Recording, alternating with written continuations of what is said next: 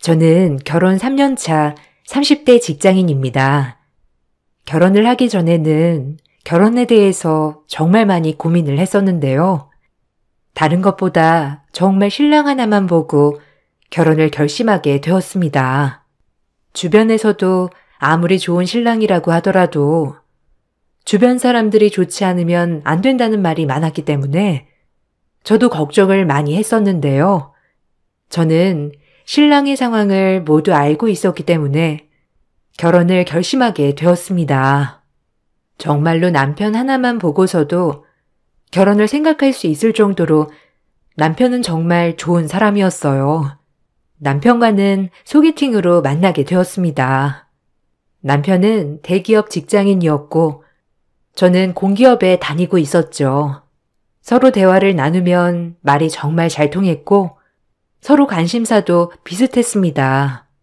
성격은 약간 차이가 있었지만 신랑이 정말 배려심이 좋았어요.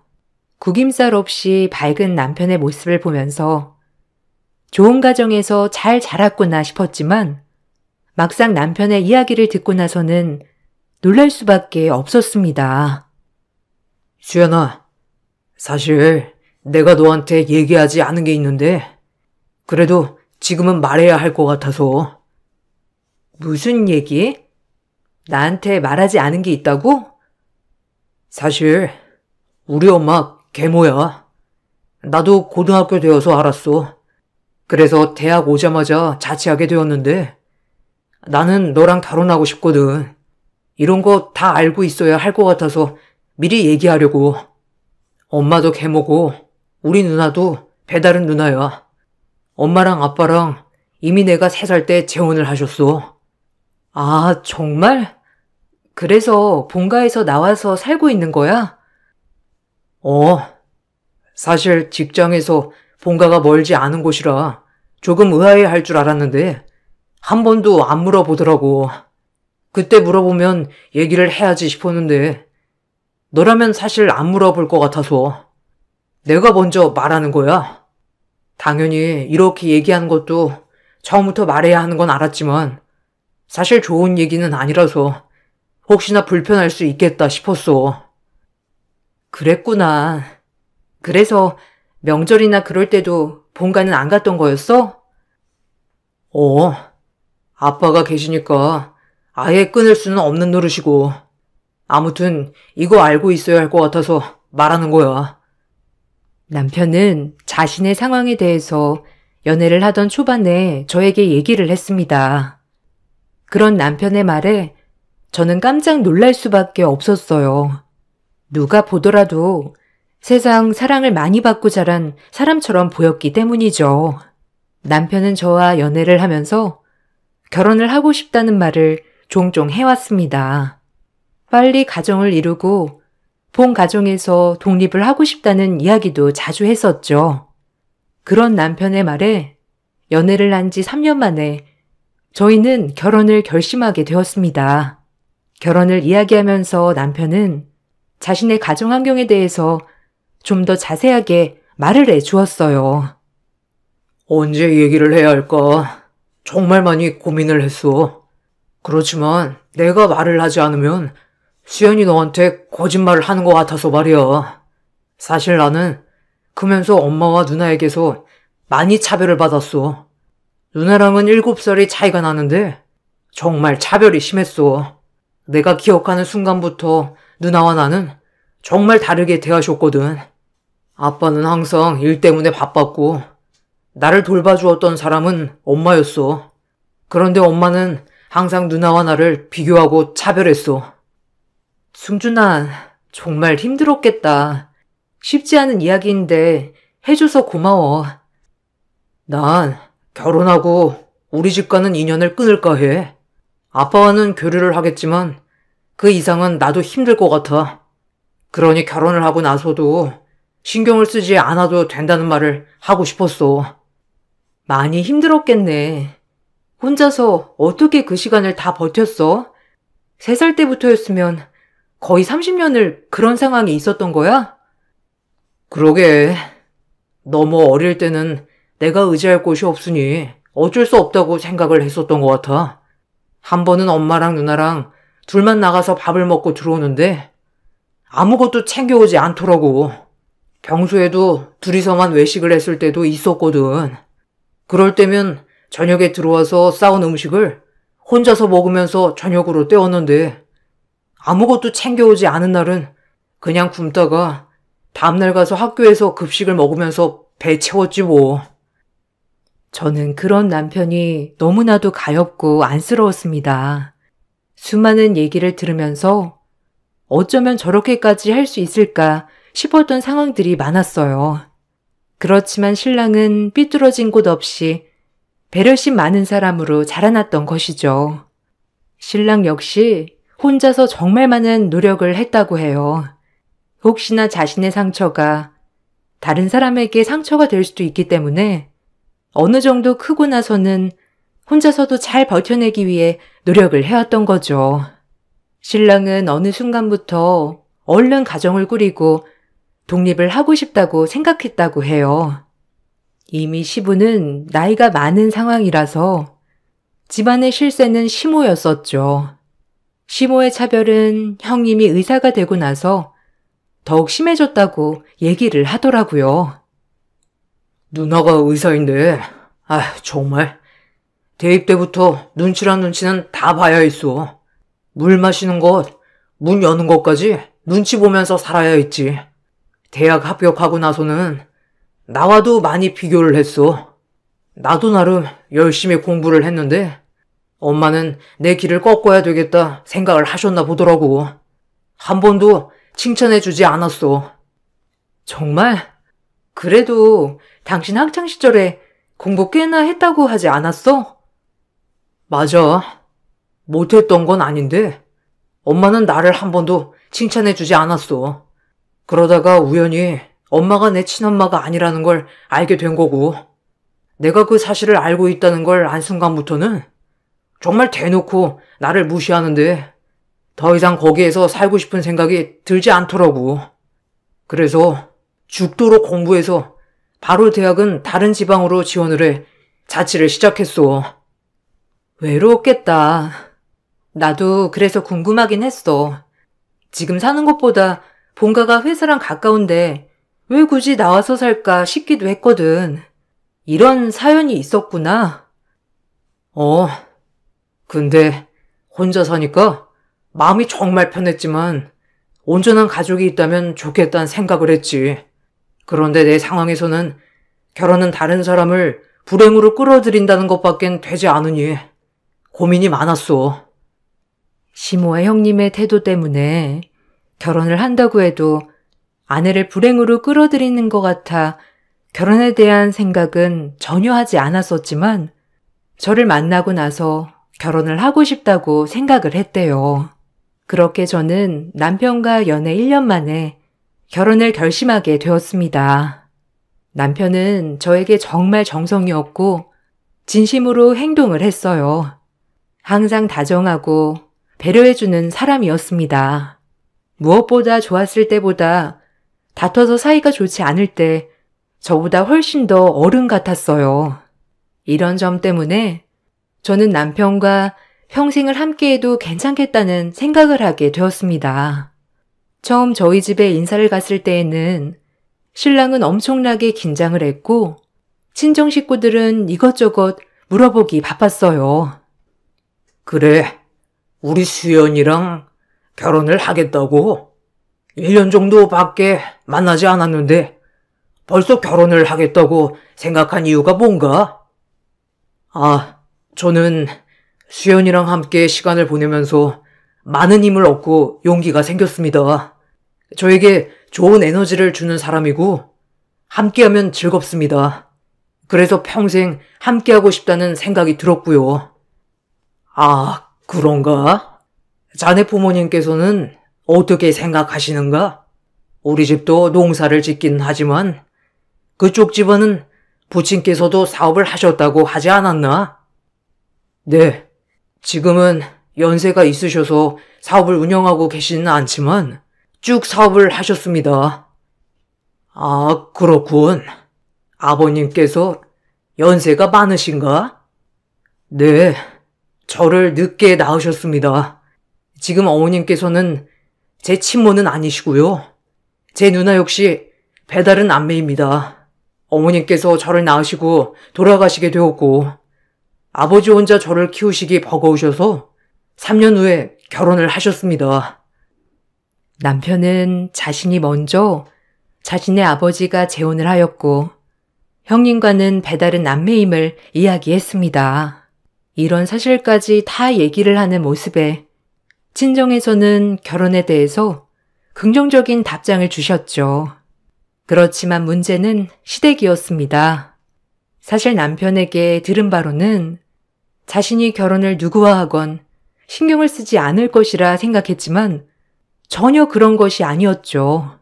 형님과는 거의 연락도 하지 않는 상황이었는데 이상하게 인사를 가던 날 시모와 형님은 저를 굉장히 마음에 들어하지 않았습니다. 그래, 네가 승준이랑 만난다는 아이니? 네, 안녕하세요, 어머님, 형님. 여기 약소하지만 선물 받으세요. 아, 너 진짜 약소하게 준비해왔다. 적어도 처음 인사 올 거면 가족들 취향이라도 좀 조사하고 오지 그랬니? 이게 뭐야 정말? 아휴 웃긴다. 그지 엄마? 그러게나 말이다. 어쨌든 승준이랑 결혼하겠다고? 너희 집에는 벌써 인사했다고? 네, 저희 집에서는 다들 찬성하셨어요. 그럼 그래야지. 우리 집이 어떤 집안인데? 근데 원래 남자 집안에 먼저 허락받아야 되는 건 몰랐어? 배운 게 없어 그런가? 네? 그게 무슨 말씀 하시는 거세요? 아니 원래 순서라는 게 있고 차례라는 게 있는 건데 어디서 본 적도 없는 여자 집안 먼저 인사를 가냔 말이야, 내 말은. 아, 마음이 상하셨다면 사과드리겠습니다. 어머님, 아버님 시간을 먼저 여쭤보니 바쁘다고 하셔서 그래서 그랬어요. 아무리 바빠도 우리 먼저 인사를 오고 허락을 받아야 하는 거 아니니? 뭐 어차피 허락을 해줄 건 아니었다만. 네? 결혼 허락을 안 해주시겠다는 말씀하시는 건가요? 그래. 내가 어떻게 승준이 대기업에 넣어놨는데 너같이 별 볼 일 없는 애랑 짝을 지어주겠니? 결혼은 하지 말고 연애한다고 하면 찬성하마. 엄마, 왜 그렇게 얘기하세요? 엄마가 반대하셔도 저 이 결혼 할 겁니다. 너는 어떻게 결혼을 너희들끼리만 정하고 결정해? 원래 결혼은 가족과 가족이 만나는 건데 아무나 하고 결혼하는 거 아니다. 그래, 승준아. 너 정도면 어디서 낮게 볼 급도 아니고 거기다가 우리 집안이면 괜찮은 집안인데 왜 저런 집안하고? 초면에 정말 죄송합니다만 그렇게 얘기를 하시는 건 아닌 것 같습니다. 저 봐라. 어디 어른한테 말대꾸니? 얘 승준아, 너 정도면 더 급 좋은 여자들이 줄을 섰다. 연애만 하고 결혼은 차차 생각해보렴. 그래. 정 만날 사람 없으면 내가 의사 후배들 소개해 줄 테니까 오늘 인사는 이쯤에서 마무리하자. 정말 창피하게 무슨 말을 하시는 거예요? 우리 집안이 무슨 집안이라고요? 저희 집안 어딜 가도 평범하기 그지없는 집안인데 도대체 뭘 말씀하시는 건지 저 하나도 모르겠습니다. 거기다가 처음 인사 오는 제 아내가 될 사람 앞에서 이런 식으로 얘기를 하시다니요. 그나마 가족이라고 생각해서 이렇게 인사 오게 되었는데 제가 정말 잘못 생각했네요. 남편은 너무나 화가 난 나머지 크게 화를 내고 저를 데리고 집을 나왔습니다. 한참을 감정을 추스르지 못했던 남편은 저에게 미안하다는 말을 했습니다. 정말 미안해, 수연아. 내가 괜히 인사를 하자고 그래서. 아니야. 어쨌든 승준 씨 부모님이고 누나니까 한 번은 봐야지. 그래도 나도 정말 깜짝 놀랐어. 그냥 사람 앞에서 저렇게 얘기를 하다니. 그러게, 나도 놀랐네. 나한테만 그런 줄 알았는데, 참. 정말 힘들었겠다. 나는 그래도 성인이고 남이니까 저 정도지. 당신은 어린 나이부터 저런 말들을 들어왔던 거잖아. 엄마며 누나가 하는 말은 다 화살처럼 나한테 박혀 있는 것 같아. 그래서 항상 엄마랑 누나 앞에 서면 기가 죽었었지. 근데 이번에 너 데리고 가보니 내가 정신을 차려야 할 것 같다. 나한테 소중한 사람한테 함부로 하는 건 절대 용서하지 못하겠어. 남편은 어떻게 해서든 결혼을 하겠다고 나섰습니다. 먼저 시부를 만나 자신은 결혼을 하겠다며 얘기를 했죠. 시아버지께서는 남편이 말을 하기 전에 이미 시어머님께서 얘기를 하신 걸 듣고 나서 저에 대한 편견을 가지고 있었던 상황이었습니다. 그렇지만 남편은 그것이 모두 오해며 엄마와 누나가 어떤 말을 했는지 모두 다 시아버지께 말을 했어요. 그 후로 시아버님께서는 시어머님께 이혼을 하자고 선언을 하셨다고 해요. 아무리 그래도 결혼을 하겠다며 인사온 사람에게 무리하게 굴었던 시어머니와 형님의 태도를 인정할 수 없다고 하셨죠. 그러더니 갑자기 시어머님과 형님의 태도는 바뀌었어요. 엄마랑 누나도 결혼식까지 별 말은 안 할 거야. 그러니 우리 빨리 준비해서 결혼식을 올리자. 갑자기 왜 태도가 바뀌신 거야? 저번까지는 절대로 결혼시킬 수 없다고 하신 거 아니셨어? 갑자기 말이 바뀌니까. 아빠가 이혼을 하시겠다고 하셨던 것 같아. 아마 지금 전 재산이 아빠 명의로 되어 있으니 어쩔 수 없다 생각을 하셨나 보더라고. 결혼식 할 때까지는 아무 말도 안 하시겠다고 하셨으니까 준비를 해보자. 그래. 어차피 결혼은 당신이랑 하는 거니까. 그동안 얼마나 힘들고 괴로웠을까 생각하니 내 마음이 정말 아프다. 내가 앞으로는 당신을 구해줄게. 고마워. 내가 더 잘할게, 수연아. 남편은 저에게 너무나 고마워했고 평생을 저를 위해서 살겠다고 말을 했습니다. 그렇게 저희는 서로를 의지하면서 결혼을 준비했어요. 결혼을 준비하는 동안에는 약속처럼 시어머님과 형님 모두 아무런 참견을 하지 않으셨죠. 결혼식 당일에는 그런 것들이 못마땅했는지 이것저것 트집을 잡기 시작했습니다. 어머, 얘. 여기 결혼식장 주차하기가 너무 힘들다. 어떻게 이런 곳을 골랐니? 그니까 오신 하객분들이 다 욕하겠어. 거기다가 드레스는 그게 뭐니? 네 체형에 그 드레스가 어울린다고 생각해? 화장이라도 좀 이쁘게 하던가. 화장도 이상하고, 아휴, 내가 본 신부 중에 제일 안 이쁜 것 같아. 아유, 그러게 말이야. 원래 신부가 결혼식 꽃이라고 하는데 이 결혼식은 꽃이 다 시들어 버렸네. 그니까 엄마, 벌써부터 이렇게 시들면 어쩌겠다는 거야? 그니까 옳게 나한테 좀 이것저것 물어보지 그랬어. 그래도 내 안목은 믿을만한데. 아, 그러신가요?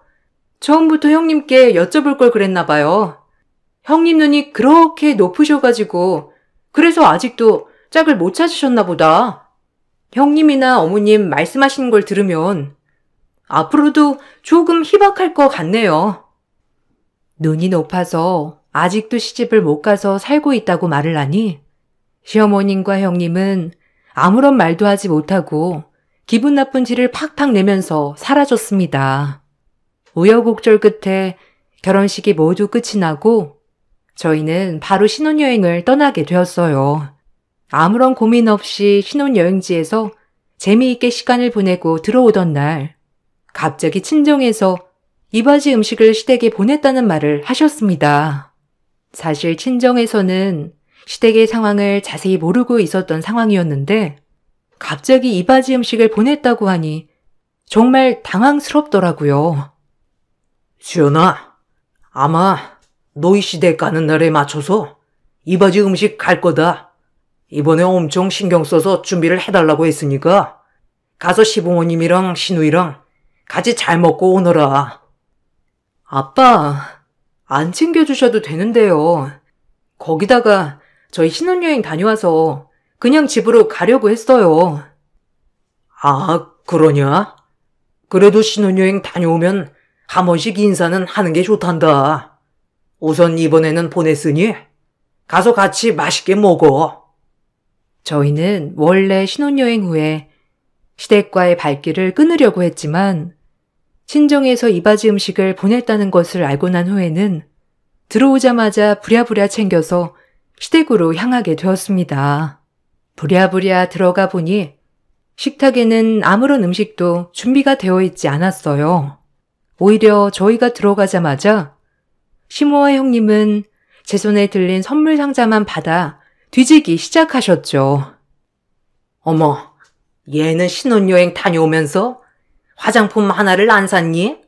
적어도 하나는 사서 선물로 나눠줘야지. 겨우 크림 하나가 전부야? 어머님, 저희 친정에서 뭐 보내시지 않으셨어요? 뭐? 아, 그 음식들 말이니?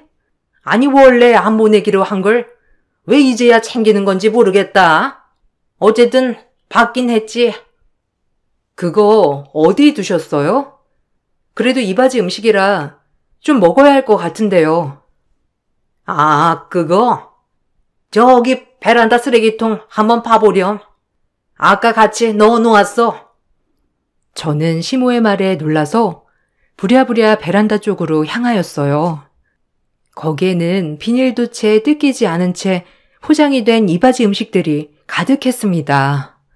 저는 화가 무척이나 나서 이게 뭐 하는 짓이냐며 묻기도 했어요.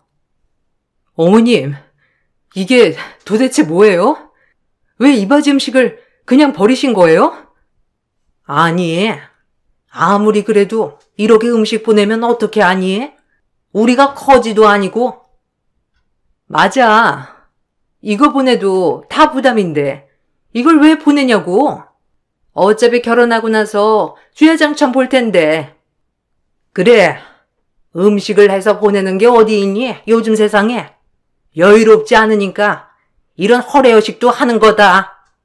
아무튼 급이 맞지 않으니 이런 황당한 일도 있고 참 내가 너무 답답하네 정말.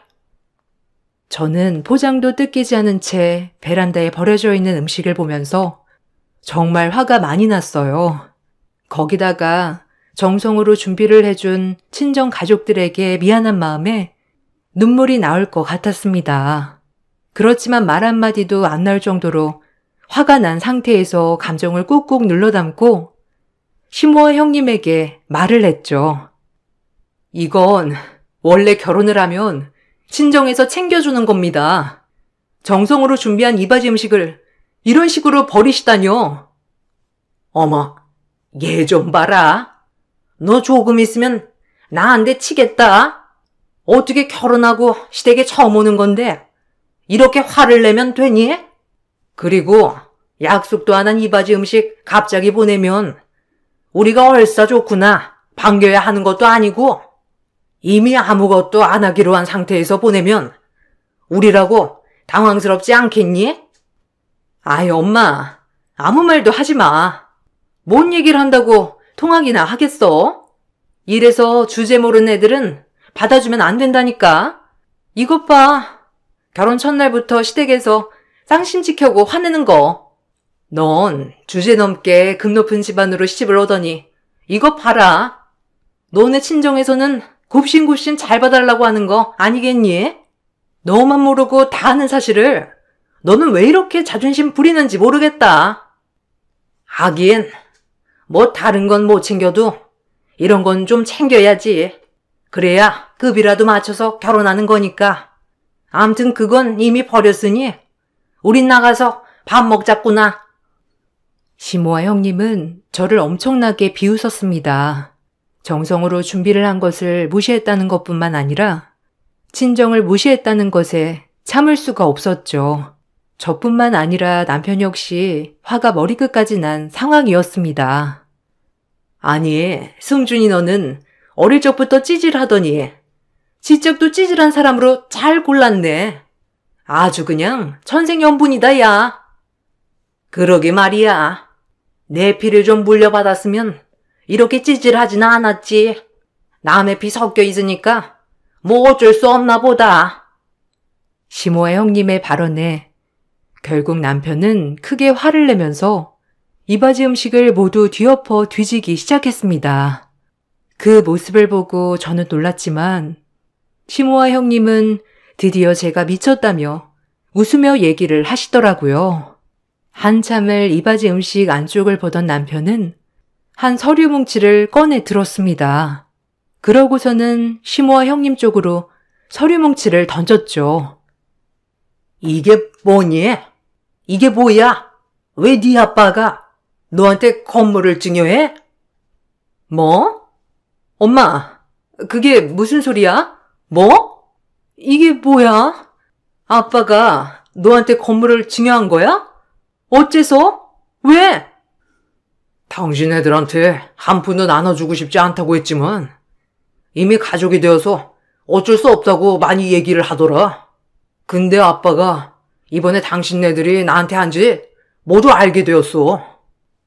내가 뭘 했다고 그렇게 얘기하니?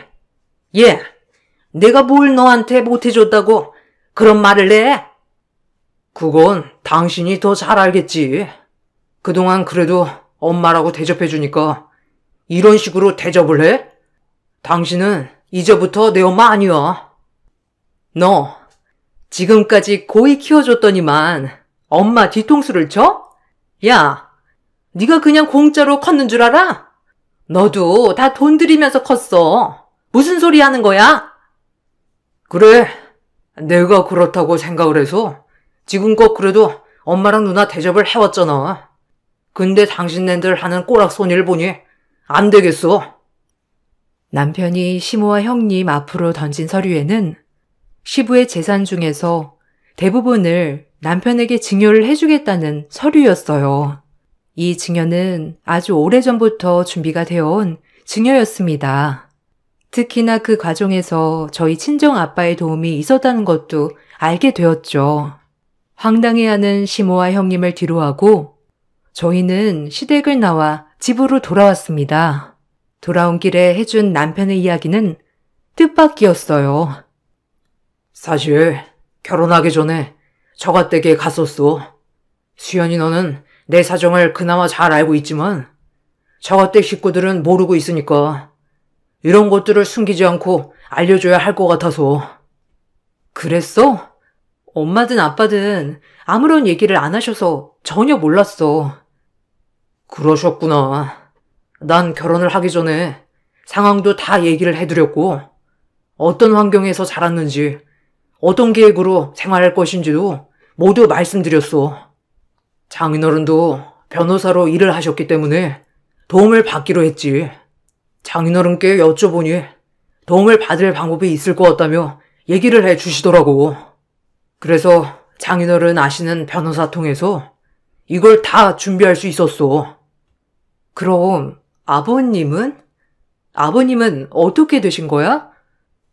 아빠는 사실 그동안 엄마랑 누나랑 통화하면서 다 녹음을 해놓았어. 메시지도 저장해 두었고 그걸 다 모아서 보여드렸지. 처음에는 하나도 못 믿어 하시다가 여러 번 서류를 보여드리니까 그제야 믿으시더라고. 아빠도 근데 깜짝 놀라셨어. 장인어른께서 농사를 지으신다고 하셔가지고 정말 농사만 지으시는 줄 알았는데 원래 변호사였다고 말씀드리니까 엄청 놀라셨어. 아, 그렇구나. 아빠도 뭐 한때는 변호사셨지만 지금은 아니라서 나도 딱히 말하지 않았던 것 같네. 뭐 괜찮아. 어쨌든 변호사 도움으로 문제없이 증여를 받았고 아버지 유언장도 작성해서 보관하고 있어. 아마 엄마랑 누나는 돈에 눈이 멀어서 아마 당신한테 막 대했을 거야. 그래야 뭔가 나올 거라고 생각을 했을 테고. 당신이 자신들보다 한참 밑에 있어야 다루기 좋겠다고 생각했던 모양이더라고. 아무튼 이런 일까지 겪게 해서 너무 미안해. 아버님이 이바지 음식을 보내겠다고 얘기를 했었는데 신혼여행 끝날 때까지는 비밀로 해달라고 하셔서. 그럼 그 전부터 이렇게 될 거라고 생각을 했었던 거야? 뭐 그럴 수도 있겠다는 생각을 했던 거지. 100%는 아니었어. 그런데 정말 막장으로 나올 줄이야 몰랐지. 아빠도 이번에는 정말 헤어지실 모양이야. 시부는 바쁜 자신을 대신해서 어린 아들을 키워주겠다고 했던 시모에게 고마운 마음이 컸다고 해요. 집에 자주 가지 못했지만 갔을 때마다 진수성찬이며 자신에게 잘해주는 모습을 보고서는 시모를 믿게 되었다고 하셨는데요. 그런데 이번에 결혼을 준비하면서 아들뿐만 아니라 예비 며느리에게까지 막대하는 모습을 보며 자신이 알고 있던 사람들이 아닐 수 있겠다는 생각을 하셨다고 해요. 그렇게 아들과 오랜 대화를 나누게 되었고 그동안 상처와 고통을 받고 있었다는 것을 알게 되셨죠. 그렇게 남편은 일부의 재산을 증여받았고 나머지는 시부의 명의로 유지되게 되었어요. 그 이후로도 몇 가지 일들이 더 생겼습니다. 의사 형님은 시부의 재산만을 보고 무리해서 개원을 했어요. 시부가 나이도 많을 뿐만 아니라 자신에게 물려줄 것이라 자신을 했기 때문이었죠. 그렇지만 재산을 받지 못할 거라는 걸 알고 나서는 경제적인 어려움을 겪게 되었죠. 한 번은 형님이 저에게 전화가 오기도 했어요. 어머, 형님, 무슨 일이세요? 절대 연락은 안 하실 것 같았는데. 아, 그게? 혹시 승준이 증여받은 건물 수익이 얼마나 되지? 그건 왜요? 저도 그건 관리를 안 해봐서 잘 모르겠는데 남편한테 직접 전화해 보시지 그러셨어요. 아니 뭐 그럴 필요는 없고 잘 지내고 있지? 나 병원 개업했어. 알고 있어? 네, 들었어요. 이번에 개업하셨다고. 병원 손님들은 많이 오세요? 뭐 형님은 잘나신 급 높은 분이니까 어련히 잘하시겠지만. 아니, 그게 아니고 사실 나 조금 힘들어. 무리해서 병원 개원했는데 자금줄은 늘어나지 않고 매달 갚아야 할 돈은 눈덩이처럼 불어나고 정말 벅차서 안 되겠기에 올케한테 전화해봤어. 저한테 왜? 제가 뭔 답을 가지고 있는 것도 아닌데요. 아, 알긴 알지만 그래도 혹시나 도움을 조금이라도 줄 수 있을까 싶어서 전화해봤어. 아, 형님 진짜 웃기시네요. 그렇게 급 안 맞는다고 하면서 무시할 땐 언제고 이제 와서 도와달라니요? 높은 급가 출신 분들한테 한번 물어보세요. 도움을 요청하는 형님을 거절하고 나서도 여러 번 형님은 연락을 해왔습니다. 어려움이 계속되었는지 살고 있었던 집도 모두 처분을 했다고 하더라고요. 결국 환자들이 찾아오지 않게 되면서 얼마 못 가 병원 문을 닫게 되었죠. 시아버님의 재산만 생각해서 빨리 병원을 개업하려고 했지만 시아버님의 재산은 이미 날아가 버렸고 모든 채무를 감당하게 된 것이었습니다. 결국 형님과 시모의 경제적 상황은 날이 갈수록 나빠졌죠. 시아버지께서는 남편에게 재산을 증여를 한 후에 시댁에서 나와 살게 되셨습니다. 시모에게 이혼을 하자고 요구했지만 결사 반대를 하고 계셔서 집만 나오게 되었다고 말씀하셨어요. 시어머니는 저에게 전화를 해 엄청난 폭언을 하기도 했습니다. 우리 가족들은 너만 없었으면 이렇게 뿔뿔이 흩어져 살지 않았어. 알아? 어머님, 무슨 말씀 하시는 거세요? 이미 승준 씨는 혼자서 살고 있었잖아요. 어머님, 그것도 기억 안 나세요? 어릴 적 승준 씨만 놔두고 외식 나가고, 승준 씨만 놔두고 여행 가고, 승준 씨만 놔두고 영화 보러 가고, 그러신 거 기억 하나도 안 나시는가 봐요. 어머, 어머님 벌써 치매에 오신 거 아니시죠? 뭐? 너는 어디서 배워먹은 버르장머리냐? 너 이렇게 나 무시하다가 어쩌려고 그러니? 지금 네 시아비가 약간 나한테 화나서 그런 거지. 원래 화 풀리면 그럴 사람 아니다. 더 나빠지기 전에 사과하렴. 죄송하지만 사과는 못하겠는데요? 제가 뭘 잘못해서 사과를 해야 하죠? 뭐? 이 막대 먹은 게? 너 이렇게 가족 갈라놓으려고 승준이한테 접근한 거지? 우리 재산 많이 있는 거 미리 알고 접근한 거 아니냐고? 처음부터 내가 괴물하는 것도 다 알고서 결혼하겠다고 한 거 아니야? 뭔가 착각하시는 것 같은데 계모던 친모던 승준 씨에게 소중한 가족이었으면 이렇게 대해드리진 않았을 겁니다. 먼저 도를 넘으신 건 그쪽이세요. 그러니 감당도 그쪽이 다 하셔야 되는 게 맞는 것 같네요. 시모와 형님은 계속해서 저에게 연락을 해왔지만 저는 그날 이후로 아무런 연락도 받고 있지 않습니다. 남편이 전해주는 말로는 증여를 해준 재산에 대해 유류분 청구를 진행했다고 하더라고요. 그렇지만 이미 그것에 대한 대비도 다 한 상태였기 때문에 사건을 그대로 유지하는 것으로 마무리가 되었죠. 남편은 그동안 힘든 시간을 견뎌오면서 자신만 버틴다면 문제가 없을 거라 생각을 했다고 해요.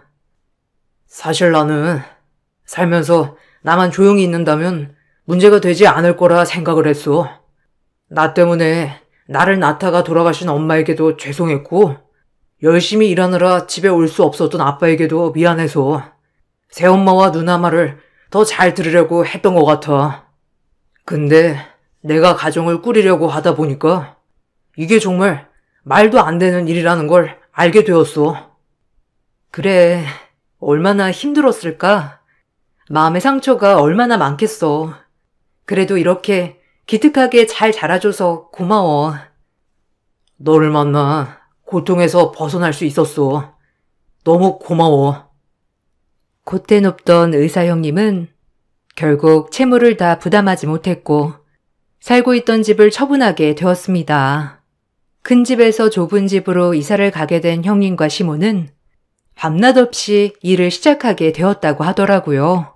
그동안 시부의 재산으로만 놀고 먹으며 살았었는데 이렇게 욕심을 부리니 탈이 날 수밖에 없었던 것이죠. 결혼을 생각할 때 주변에서 집안을 꼭 봐야 한다는 말이 많았는데 막상 남편만 생각하고 결혼을 하고 보니 우여곡절은 있었지만 잘했던 것 같아서 뿌듯하기도 하답니다. 지금은 남편과 정말 행복한 시간들을 보내고 있어요. 저의 긴 글을 읽어주셔서 감사합니다. 여러분들도 평안한 날들 보내시길 바랍니다. 안녕하세요. 저는 결혼 5년 차에 마산에 살고 있는 40대 초반 여자입니다.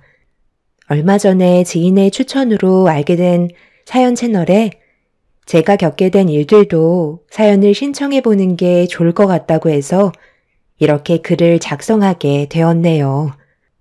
제 위로 세 형님들이 계시는데 저와의 관계에 문제가 좀 있어서 지속적인 트러블이 결국 화를 불러일으키게 되었고 현재 꽤 좋지 않은 상황까지 오고 말았습니다. 시부모님께서 한 지역에 같이 사는 걸 원하셔서 저희 가족 모두 같은 지역에 거주하고 있는데요. 제가 시댁 집안의 며느리로 들어오기 전에 세 형님들은 워낙 서로 똘똘 뭉쳐 잘 지내오셨는지 텃세가 상당했었어요. 가족들이 모여 있을 때는 잘 챙겨주는 척 하더니 며느리들만 모여 있을 때는 완전 반대되는 성격을 보여주셨죠. 그런데 이런 말 못할 상황들을 혼자 앓고 있었는데 시모가 뒤에서 전부 지켜보고 계셨나 봅니다. 갑자기 세 형님들과 저를 다과방으로 부르셨어요. 그리곤 시모가 형님들께 저와의 관계에 문제가 있다는 걸 잘 안다며 최대한 좋은 관계로 지내길 원하셨네요. 어머, 어머님. 뭔가 오해가 있으신 듯한데요. 저희는 원래 잘 지내고 있었어요. 제가 큰 며느리로서 막내 동서 챙기는 거 못 보셨어요? 막내 동서, 내가 그동안 신경을 안 써줬다고 생각해? 한번 물어나 보자. 어머님이 하신 말씀이 우리도 너무 서운해서 그래. 여기서 뭘 더 어떻게 해주길 바라는데? 그렇게 다그치듯 얘기하면 싸움밖에 더 하겠니? 하루 이틀 보고 얘기하는 거 아니다. 너희들 서로 알고 지낸 지 벌써 몇 년이나 됐니? 5년 정도 되지 않았어? 그런데 어찌 된 게 너희들 셋만 뭉쳐다니고 항상 막내 며느리는 따돌리고 있잖아. 방금도 그래. 후식 준비한다고 넷이서 우르르 들어가더니 셋은 커피 한잔 하면서 수다 떨고 있고 막내 며느리만 정신없이 과일 준비하지 않았어? 내가 보다 못해 들어가니까 그제서야 셋이서 막내 며느리 챙겨주는 척 뭐 하면 되냐고 내 앞에서만 친근하게 대하고 있었잖아. 막내 며느리도 그런 너희들의 모습이 적응되지 않는지 어색한 미소만 띠고 있잖니. 한두 살 먹은 나이도 아니고 왜 이렇게 유치하게 구는 거야? 한 가족이 됐으면 서로 잘 지낼 생각을 해야지. 내 말이 틀리면 대답들 좀 해봐라. 어느 정도껏 해야지. 내가 괜히 간섭이라도 하면 오히려 관계가 악화될까봐 항상 조심스러웠었는데 차라리 이렇게 계속 지낼 바엔 그냥 속 시원히 터놓고 얘기하는 게 좋을 것 같아서 너희들을 부른 거니까 첫째부터 뭐가 문제고 왜 막내 며느리만 따돌리는 건지 말 좀 해봐라. 오늘 이 시간 이후로 너희들이 어떻게 할 건지 드러나 보자. 글쎄요. 저는 챙겨준다고 최대한 많이 노력했는데 어머님이 그렇게 보셨다니까 오히려 서운하기만 한데요. 막내 동서가 우리와 어울리려면 같은 물에서 놀 정도는 돼야 하지 않겠어요? 저희가 왜 셋이서만 함께 어울리는데요? 각자의 집안마다 돈벌이가 다른데 그걸 막내 동서가 못 따라올 게 뻔한데 굳이 무리해서 끌고 다닐 필요는 없잖아요? 둘이서 벌어모은 돈도 많지 않으니까 소형 평수에서 겨우 입에 풀칠하며 살고 있는 거고 거기에다가 기름값 아까워서 소형차 타고 다니는데 그걸 보고 어떻게 데리고 다닐 수 있겠어요? 어울리는 것 자체가 무리가 있는 거라고요. 버는 만큼 쓴다고? 저희는 그만큼 벌고 있으니까 대형 평수에 살면서 외제차 끌고 다니죠. 그리고 데리고 다니기에는 너무 쪽팔리잖아요. 우리는 외제차 끌고 다니는데 뒤에서 소형차 가지고 따라다니면 저희 이미지에 타격을 입는데 굳이 손해를 보면서까지 막내 동서를 데리고 다녀야 해요? 가족들 모였을 때만이라도 관심 주는 것도 감사하게 생각해야 된다고요. 형님 말이 맞아요. 어머님은 왜 막내 동서 편만 들어주시는지 모르겠어요. 왜 저희가 먼저 다가가야 하는 거죠? 그건 좀 아니라고 보는데요.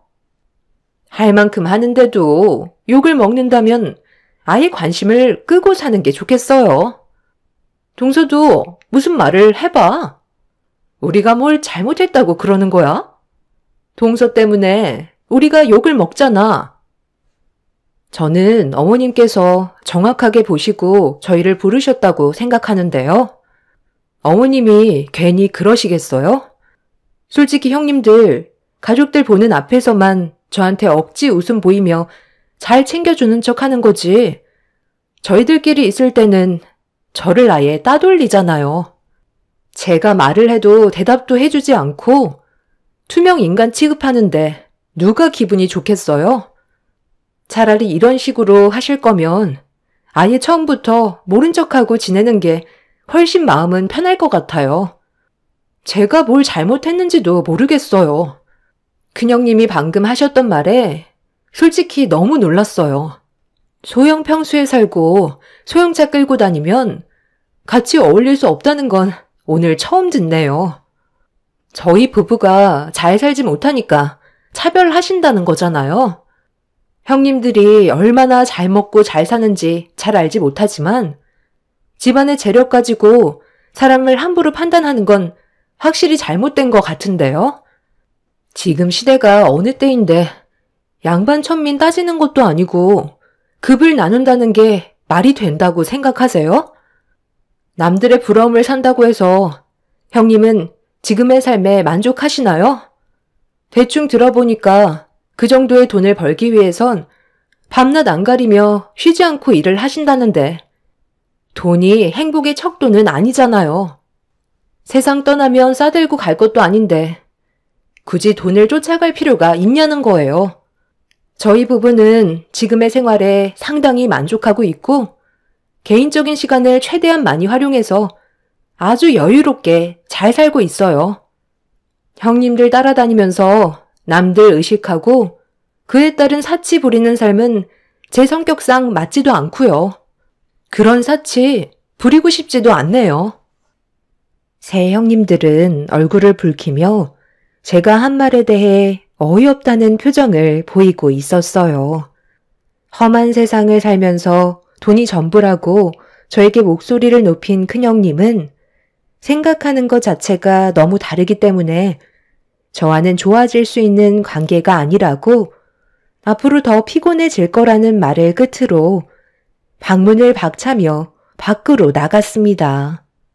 그 뒤를 두 형님들이 따라 나갔고 시모와 단둘이 남겨지게 되었네요.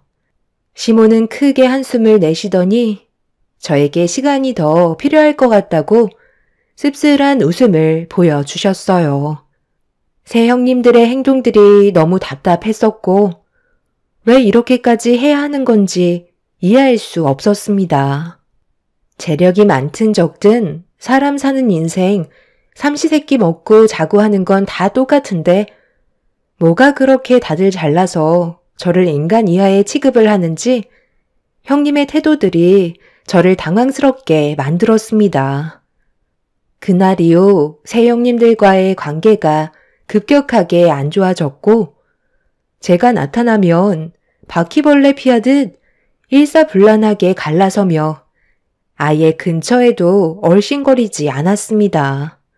이런 관계가 지속되자 가족들 전부 상당히 불편하게 생각하고 있었는지 결국 한 소리가 나오고 말았어요.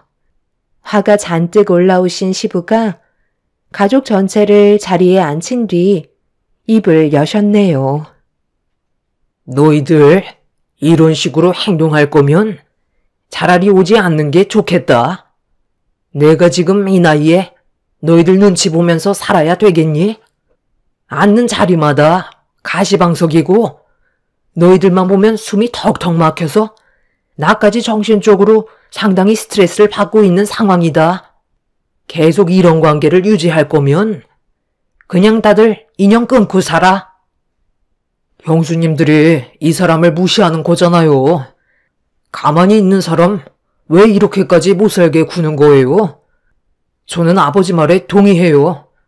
한꺼번에 모이는 것보다 차라리 따로 찾아뵙는 게 스트레스 안 받고 좋겠어요. 형들도 형수님 눈치 그만 보고 무슨 말이라도 해봐. 여기가 정치판도 아니고 즐거운 주말에 왜 이런 식으로 우리가 피해를 봐야 하는 건데? 형들도 정말 대단하다. 어떻게 형수님들 성격이 하나같이 똑같은 거야? 저렇게 같은 마음으로 한데 뭉치는 것도 쉽지 않을 텐데. 제가 봤을 때 큰형수가 이런 분위기를 조성하는 것 같은데요. 둘째, 셋째 형수는 큰형수만 따라다니고 어떠한 의견이라도 항상 동의한다고 하잖아요. 뭘 얻어먹을 게 있으셔서 이런 분위기를 계속 만드는지 모르겠지만 이런 식으로 가다간 언젠간 집안 싸움 엄청 크게 날 것 같다고요. 지금 저한테 큰 소리 친 거예요? 당신은 왜 가만히 있어? 서방님이 나한테 뭐라고 하잖아. 당신도 내 편에 서서 대변해 줘야 하는 거 아니야? 무슨 편을 들어줘? 내 집에 오는 이유가 서로 헐뜯으려고 오는 거야? 오래간만에 얼굴 봐서 오늘은 조용히 넘어가는가 싶었는데 너가 제일 문제야. 우리 집안에 제일 큰 며느리로 들어왔으면 밑에 아랫사람들을 잘 챙겨야지. 너부터가 막내 며느리를 따돌리니까 위에 애들도 똑같이 따라 하는 거잖아. 너만 잘했어 봐라. 이런 일이 생겼겠니? 둘째, 셋째 너희들이 한번 얘기해 봐라. 그네를 주축으로 분위기를 몰아간 건 맞지? 그러지 않고서야 한꺼번에 너희들이 똑같이 행동했겠니? 솔직히 막내 동서가 살가운 성격도 아니고 저희가 어울릴 수 있을 정도로 여유가 있는 것도 아니라 서로 가까워질 수 있는 계기가 별로 없었어요. 저는 막내 동서와 맞는 성격도 아닌 것 같고요. 형님이야 저를 워낙 잘 챙겨주셔서 따르는 거지 막내 동서를 일부러 따돌리려고 같이 형님을 따르는 건 아니에요. 맞아요. 막내로 들어왔으면 당연히 알아서 기어야 하는 게 맞는 건데 가족들 중에 제일 뭣도 없는 동서가 혼자 잘난 척하고 있잖아요. 제가 막내였을 때 기억 안 나세요? 얼마나 살갑게 행동했어요. 그리고 손윗 사람이 먼저 다가간다는 건 말이 안 되죠. 알아서 머리 숙이고 들어와야 하는 게 맞는 거잖아요. 정말 유치해서 못 봐주겠네요. 방금 손윗분들이신 분들이 하신 행동들이 이것밖에 안 돼요? 배울 점이라곤 하나도 없는데 제가 같이 엮일 필요는 없죠. 타인에게 본이 되는 모습은 하나도 없는데 대우는 받고 싶으신 거예요? 저는 앞으로 아버님 댁에 따로 오도록 할게요. 그렇게 하는 게 가족들끼리 얼굴 안 붉히는 최선의 방법 같아요. 이런 식의 관계가 계속 지속이 된다면 누구 하나 다칠 것 같아서요. 저는 아버님 의견에 적극적으로 따르도록 하겠습니다. 그날 이후 시부의 뜻대로 새형님 내외와 저희 부부는 시댁에 따로 찾아뵈었고 더 이상 얼굴 붉히는 일은 없었습니다. 그렇게 한참 동안 새형님들의 얼굴을 안 보며 지내왔었는데 어느 날 사건이 하나 터지고 말았어요. 시부와 남편이 새벽에 약수터에 간 상황에서 시모와 함께 아침을 준비하고 있었어요. 그런데 냉장고 문을 여시던 시모가 힘없이 쓰러지셨고 저는 너무 놀라 정신을 잃으신 시모에게 달려가 정신 차리시라고 몇 번이나 외쳐 불렀지만 미동조차 없으셔서 급하게 119에 신고를 하게 되었어요. 그리고 남편한테 연락을 취해 시모가 쓰러졌다고 설명을 한 뒤에 응급실로 향하게 되었습니다. 시모는 건강 상태를 진단한 결과 갑자기 뇌출혈이 찾아오신 거였고 곧바로 수술을 진행해야만 했어요. 시부는 시모가 세상을 떠나실까봐 괴로움의 눈물을 흘리셨습니다. 남편은 새 아주버님께 전화를 해서 시모의 상태를 알렸어요. 그날 온 가족이 함께 모이게 되었고 시모의 뇌출혈 수술은 다행히 성공적으로 끝이 나게 되었네요. 그날만큼은 형님들과 마찰이 생기지 않을 줄 알았는데 시모와 단둘이 있었던 저에게 추궁을 하기 시작했고 또다시 얼굴을 붉히는 상황이 오고 말았네요. 동서는 뭐하고 있었길래 어머님이 이 지경까지 된 거야? 아직까지 눈을 못 뜨고 계신데 후유장애라도 생기면 어떻게 할래? 동서가 옆에 있었으니까 끝까지 책임을 져야 되겠지? 앞으로 동서가 어머님 옆에서 평생 수발 들도록 해. 잘못을 했으면 그에 따른 합당한 처벌을 받아야 되지 않겠어? 저도 같은 생각이에요. 만약 어머님이 일어나지도 못하시는 상태라면 문제가 상당히 심각해질 텐데 앞으로 아버님 혼자 어떻게 어머님을 병간호해요? 막내 동서가 그 자리에 있었으니까 책임까지 전부 짊어지는 게 맞는다고 봅니다. 혹시 알아요? 어머님이 쓰러지셨는데 시댁에 갈 때마다 굳은 일을 하게 되니까 그게 싫어서 방치했을지도 모르죠. 지금쯤이면 벌써 눈을 뜨셔야 되는 건데 아직까지 정신을 차리지 못하고 계시잖아요. 아버님, 막내 동서가 이중적인 성향을 가지고 있을지도 모른다고요. 겉으론 착한 척하지만 뒤에선 무슨 행동을 저지를지 모르기 때문에 아버님도 조심하세요. 요즘 뉴스에서도 이상한 사건들이 정말 많이 벌어지잖아요. 제가 봤을 때 어머님이랑 뭔가 안 좋은 일이 생겼고 그 충격으로 인해 쓰러지신 게 분명해요. 최근까지도 아주 멀쩡하셨는데 갑자기 뇌출혈이 일어난다는 게 좀 이상하잖아요. 동서, 솔직하게 말해봐. 어머님이랑 무슨 일이 있었길래 갑자기 쓰러지신 거지? 경찰 조사부터 받도록 하지. 이제 막 수술받고 나오신 어머님 앞에서 말 좀 가려서 하셨으면 좋겠어요. 제가 형님들한테 쓸데없이 상황 설명하면서 저한테는 잘못이 없다는 걸 해명하기도 싫으니까 볼일 끝나셨으면 그만 돌아가 주시죠. 저는 어머님 옆에서 간호를 해드려야 하거든요. 아니면 형님들도 어머님 간호하는 거 도와주시던지요. 병실도 좁은데 모두가 모여있을 필요는 없잖아. 오늘은 동서가 어머님 옆에 있어준다고 했으니까 나는 급한 볼일이 있어서 다음에 오도록 할게. 형님들도 저와 같은 생각이죠? 저희 오늘 중요한 선약이 있었잖아요. 더 늦기 전에 일단 약속 장소로 가는 게 좋을 것 같은데요. 아버님, 나중에 연락드릴게요. 어머, 동서. 먼저 나가지 말고 같이 가야지. 막내 동서는 어머님 잘 챙겨드리고 쓸데없는 생각하지 마. 내가 뒤에서 다 지켜보고 있다는 거 명심하라고.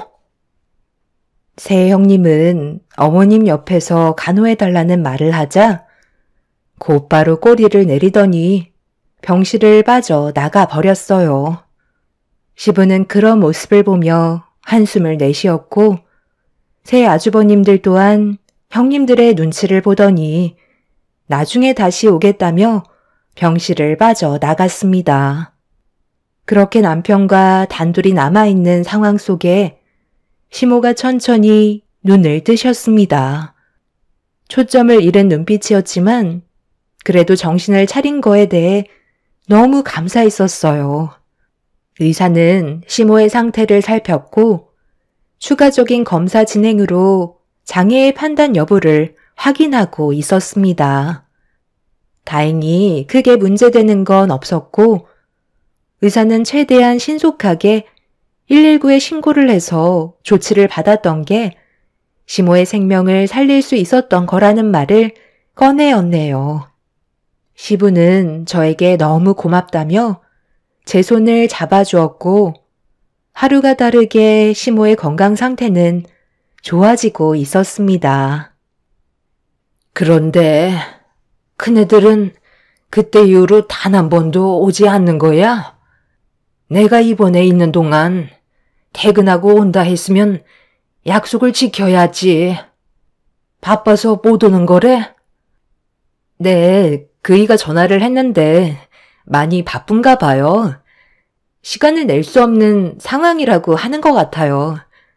제가 나중에 다시 한번 연락을 해보도록 할 테니까 누워 계세요. 며느리들은 그렇다 쳐도 자식놈들까지 안 오는 건 너무한 거 아니야? 어찌된 게 연락 한 통 없어?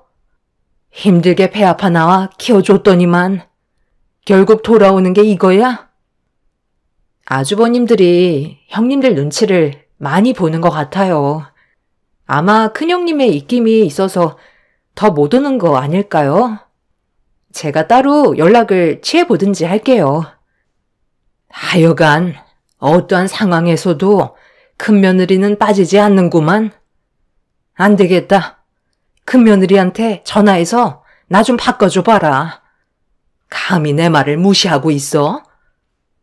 여보세요? 동서가 웬일이야? 나한테 전화를 다 하고 내 도움이 필요한 건 아닐 테고 뭘 원하길래 전화를 했을까? 설마 돈을 빌려달라는 건 아니겠지? 나다. 너 내 말 무시하는 거야? 병원에 오라고 한 적이 언제인데 아직까지 코빼기도 안 비치는 거야? 전날에는 내가 깨어나지 못할까봐 제일 많이 걱정했다면서. 어머님, 몸은 좀 괜찮아지셨어요? 제가요, 근래 많이 바빠서 시간이 좀처럼 나지가 않아요. 그래도 병원에 가게 되면 하루를 날리는 건데 저에게 그만한 여유가 아직 생기지 않았거든요. 퇴원은 언제 하세요? 병원에서 말고 집에서 뵙는 게 좋겠어요. 요즘 도연 아빠도 많이 바쁘거든요. 그리고 도연이 가학고 준비 중이라 정신이 하나도 없어요. 너무 서운하게 생각하지 마세요. 너 솔직하게 말해봐라. 내가 수발이라도 들어달라고 할까봐? 그게 무서워서 이러는 거니? 그래서 너희들 지금 날 피하고 있는 거야? 빨리 대답해 보라고. 아휴, 솔직하게 말해달라고 하셨으니까 하는 말인데요. 지금 어머님 상태가 안 좋으신데 제가 주말에 가끔 어머님 댁에 가게 되면 몸이 불편하시니 제가 모든 걸 직접 해야 되는 거잖아요. 밖에서도 힘들게 일을 하고 있는데 어머님 댁에 가서까지 일을 해야 될 필요가 있겠어요? 건강하셨을 때는 어머님이 거의 다 해주셨지만 지금은 상황이 많이 바뀌었잖아요. 제가 한 번이라도 더 움직여야 되는 일이 앞으로 계속 있을 테고 그이가 장남이니까 모셔야 한다는 말이 나올지도 모르는데 제가 굳이 그런 말을 들으러 갈 필요가 있겠냐고요. 어머님이 그렇게 생각 안 하신다 하셔도 저는 지금 어머님의 건강 상태론 찾아뵙고 싶지가 않아요. 저도 어떻게 보면 손님인 거나 마찬가지인데 대접을 받으려고 어머님 댁에 가는 거지 일을 하려고 가는 건 아니잖아요. 제 밑에 동서들도 저와 같은 생각이더라고요. 어머님이 수발 들어달라는 말씀하실까봐 피하고 있는 중이에요. 제가 또 주동했다고 오해하실 것 같아서 드리는 말씀입니다. 나는 그런 생각 조금도 가지지 않았는데 너희들은 벌써부터 그런 마음을 가지고 있었다는 거지? 내가 걷지 못하고 손가락 하나 까딱하기 힘들어도 너희들한테는 도와달라는 말 한마디 하지 않을 테니까 오늘 당장 병원으로 다들 모여라. 내가 진지하게 할 말이 있다.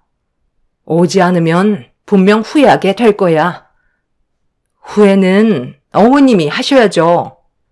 애초부터 막내 동서 편만 들어주니까 결국 전부 다 등을 돌려버린 거라고요. 아버님도 저희 편에선 좋은 말 해주신 적 없잖아요? 이래서 아프기 전에 옆에 있는 사람들한테 잘해야 된다는 말이 나오는 거예요. 어머님이 뿌리신 그대로 걷어들이시는 거니? 쥐뿔도 없는 동서내외 옆에 끼고 사세요. 큰형님은 막 나가기로 작정을 했는지 시모에게 해선 안 될 말들을 쏟아내었고 너무 큰 충격을 받으신 시모는 머리가 아프셨는지 양손으로 머리를 잡으며 고통스러워 하셨습니다. 시모의 흥분은 좀처럼 가라앉지 않았고 많은 생각을 하고 계시는 것 같았어요. 그날 새형님 내외는 병원에 오지 않게 되면서 시모의 마음도 굳게 닫혀버렸습니다. 형님들과는 사이가 안 좋아질 수도 있겠지만 아주버님들은 왜 병원에 오지 않는 건지 이해할 수가 없었어요. 남편은 화가 머리끝까지 올라와 새 아주버님 댁에 직접 찾아간 적도 있었지만 얼굴 한번 본 적이 없었습니다. 그런데 어느 날 새형님의 연락처 메인 사진이 바뀌어 있더라고요. 충격적이게도 새형님네 애들은 이런 상황 속에 제주도로 여행을 다녀왔고 자랑이라도 하듯 자신들의 배경사진을 바꿔놓은 상태였네요. 시모는 자기를 어떻게 생각하는지 충분히 알게 됐다며 저와 남편을 잠깐 병실 밖으로 나가달라며 시부와 단둘이 대화하기를 원하셨어요. 그렇게 남편과 저는 병실 밖에서 시모가 부르실 때까지 기다리고 있었고 한참의 시간이 지난 뒤에야 시모가 저희 부부를 부르셨습니다. 시모는 남편에게 시부와 나눈 대화에 대해 설명을 하면서 모든 상황을 바꿔 버리셨어요. 저희 부부는 시모의 한마디에 상당히 놀랐지만 거절을 할 수는 없었습니다. 시모의 결정이 너무 완강했기 때문에 저희가 결정할 수 있는 문제는 아니었어요. 결국 시모의 말대로 일을 진행하게 되었고 저희는 모든 걸 정리한 뒤에 시댁으로 들어가고 말았네요. 시모가 퇴원을 하시고 난 이후 시댁에서 함께 살게 되었는데 이 소식이 새형님네의 귀에까지 들어갔는지 저한테 전화가 왔어요. 역시나 좋은 말이 아닌 안 좋은 말로 제 감정을 건들기 시작하길래 저도 한마디 하게 되었죠. 내가 이럴 줄 알았다니까. 결국 우리한테 도움받기 그러니까 동서한테라도 손을 벌리신 거잖아. 늙으면 서럽다고. 혼자서 해결할 수 있는 것들이 적어지니까 동서의 도움이 필요한 거야. 집안 살림 대신해줄 사람이 필요한데 우리가 등을 돌려버리니? 동서한테 부탁했겠지. 그렇다고 원래 살던 집을 처분하고 시댁으로 들어가 버렸어? 정말 한심한 결정 아니야? 같이 지내다 보면 마찰이 얼마나 심한 줄 알아? 동서는 왜 이렇게 생각이 없어? 정말 한심하다. 한심한 건 형님이죠. 눈앞에 보이는 게 전부가 아니에요. 어머님이 지금 얼마나 화가 많이 나셨는지 알아요? 형님들이랑 아주버님 얼굴 2번 다시 안 보신대요.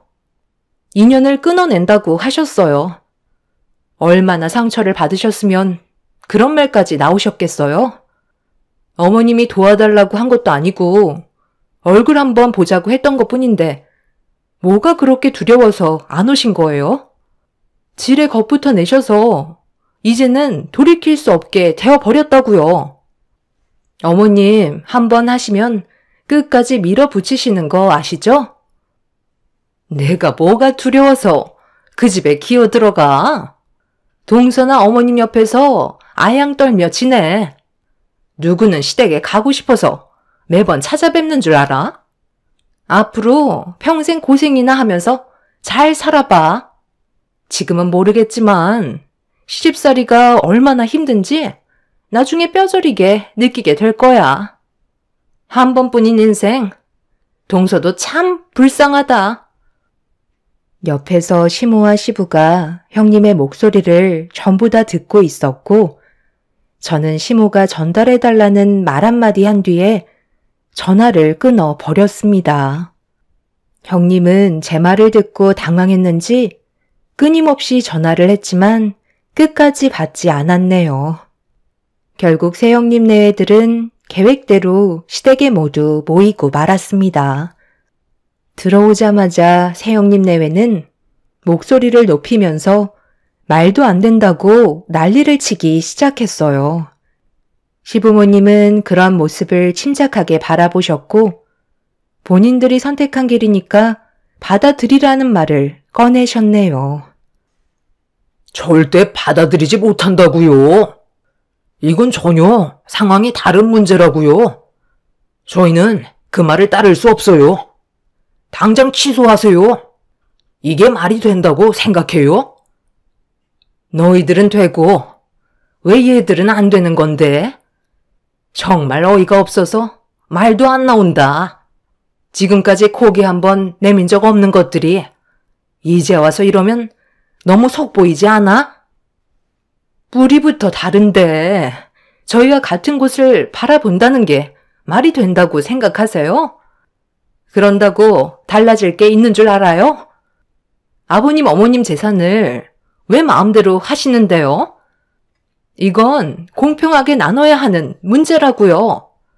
저희는 절대 받아들일 수 없습니다. 그래서 찾아온 거고요. 다시 되돌려 놓으세요. 제가 저번에도 말씀드렸죠? 바로 앞에 상황만 보고 판단하지 말라고요. 눈뜬 장님들만 있으신 것도 아니고 그렇게 상황 파악이 안 되세요? 이제 와서 뒤집을 수 있는 건 아무것도 없어요. 현실을 받아들이시는 게 정신건강에 좋을 거예요. 저도 이제 대형 평수에 사는 입주민이 되었네요. 저희가 왜 집을 처분했는데요? 아버님, 어머님께서 모든 걸 싹 다 바꿔주셨어요. 그동안 가지고 계신 재산의 일부를 저희 부부에게 지원해 주셨다고요. 그래서 전에 살던 집 처분하고 아버님 집에 잠깐 있었던 것 뿐이에요. 집안에 있던 가전이며 가구며 싹 다 바꾸는데 시간이 필요했거든요. 그리고 아버님이 이 사람 기죽지 말라고 얼마 전에 외제차도 한 대 뽑아주셨어요. 어머님은 계속해서 기회를 주셨는데 그 기회를 걷어찬 건 형님들과 아주버님들이잖아요. 그런데 이제 와서 이러니까 배가 아프신가 봐요. 저는 지금까지 어머님 옆에서 지극정성으로 돌봐드렸어요. 저희 돈 문제 때문에 구차하게 이러지 말죠. 6개월 동안 얼굴 한번 안 보이시다가 돈 얘기 나오니까 집안이 뒤흔들릴 정도로 우르르 몰려오시는 건 좀 그렇지 않나요? 시부모님께서 원래의 계획은 자식들 전부 모아놓고 그동안 모아두신 재산 형제들한테 나눠준 다음 시모의 건강을 생각해서 공기 좋은 곳으로 이사를 하실 계획을 가지고 계셨어요. 그런데 새 형님 네애들은 본인들한테 도움을 요청할까봐 그게 두려워 지금까지 연락을 끊고 살았던 거죠. 그러다 시부모의 재산이 저희 부부에게 들어간다는 말이 나오니까 그제서야 급하게 시댁으로 몰려 들어왔네요. 너무 속보이는 행동이었고 시부모님께서는 어이없어 하셨어요. 새 아주버님들은 절대 그렇게 할 수 없다며 난리를 치셨지만 바뀌는 건 하나도 없었습니다. 새 형님들은 재산에 대한 문제가 불공평하다면서 이의를 제기했어요. 우리가 가진 재산들이 탐이 나면 너희들이 있을 때 잘했어야지. 나는 막내한테 그동안의 고마움을 금전적으로 보상을 해준 것뿐인데 뭐가 문제라는 거야? 그럼 저희가 돌봐드리면 되는 거죠? 내일부터 짐 싸서 들어올 테니까 저희한테도 당장 재산 나눠주세요. 진작에 돈 얘기 꺼내셨으면 이런 일도 없었잖아요. 됐다. 너희들한테 돌아갈 일부의 재산은 전부 사회에 기증하도록 할 거다. 이게 내 뜻이고 결정이니 너희들은 문제를 제기할 필요도 없고 알아서 살아가도록 해라. 시모의 말에 당황한 새형님 네애들은 말도 안 된다며 화를 내었고 저한테만 물질적으로 크게 보상이 주어졌다는 거에 배 아파하며 분을 삭히지 못했습니다. 그날 이후 시부모님께서는 공기 좋은 시골에 거처를 옮기셨고 저희는 매주 찾아뵈어 필요한 것들을 챙겨 드렸는데 큰 아주버님이 시부께 연락이 왔어요. 돈 좀 빌려달라는 말이었습니다. 이유를 물어보니 새 형님 내외가 함께 운영하고 있던 해외 수출 사업이 이번에 나라 간의 분쟁으로 인해 상당히 큰 타격을 받으면서 위태로워졌고 한푼이 아쉬운 상황까지 오고 말았던 거죠. 분명 부모라면 자식을 도와주고 싶은 마음이 있으셨겠지만 그동안 했던 행동들에 대한 실망감이 크셨는지 시부는 새 형님 내외를 도와주지 않으셨고 결국 대형 평수를 살던 집과 재산들을 전부 처분해 손해난 부분들을 힘겹게 처리 중이라는 소식을 듣게 되었네요. 지금 현재 밥 한 숟갈 떼기 힘들 정도로 사정이 많이 힘들어진 것 같아 보였습니다. 아무래도 장기화가 될 것 같다는 남편의 말에 시부모님께서도 안색이 안 좋아지셨지만 아직까지 도와주지는 않고 계시네요. 새 형님들은 저에게 전화를 했지만 일부러 받지 않고 있어요. 그건 시부모님을 무시하는 행동 같아 저는 최대한 시부모님의 의견을 따를 생각입니다. 결국 새 형님들의 기고만장했던 콧대는 무너지게 되었고 줄줄이 줄초상 나게 되면서 저보다 더 못한 환경에서 살게 되었네요. 본인들이 선택한 길인 만큼 감수하며 살아야지 어쩌겠어요. 아직까지 자존심은 남아있는지 새 형님들은 시부모님께 용서를 구하지 않고 있네요. 애초부터 서로가 잘 지냈다면 이런 일은 없었을 텐데 참 안타깝기만 합니다. 한 치 앞도 모르는 인생, 제 사연을 들어주신 여러분들께서도 언제나 좋은 마음으로 베풀며 살아가시길 바랍니다. 오늘 하루도 행복하시고 웃음이 가득한 날이 되시길 바랄게요. 감사합니다. 안녕하세요. 저는 36살에 엄마와 함께 식당을 운영하고 있는 여자입니다.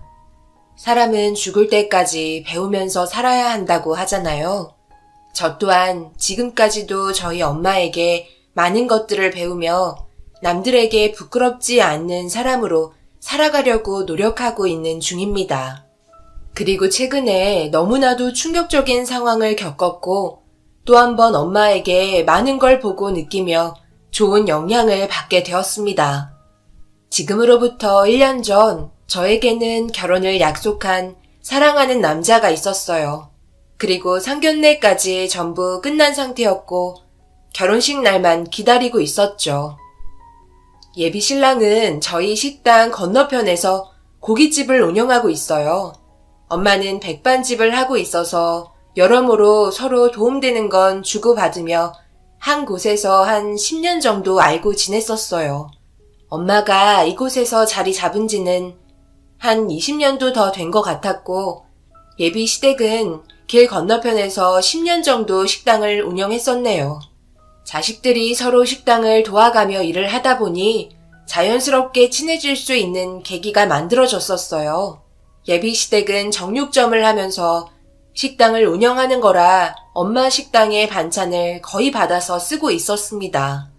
이유는 엄마가 만든 반찬이 동네에서 꽤 맛있다고 소문이 나 있었고 그걸 잘 알고 있던 시댁에서 저희 식당과 계약을 했어요.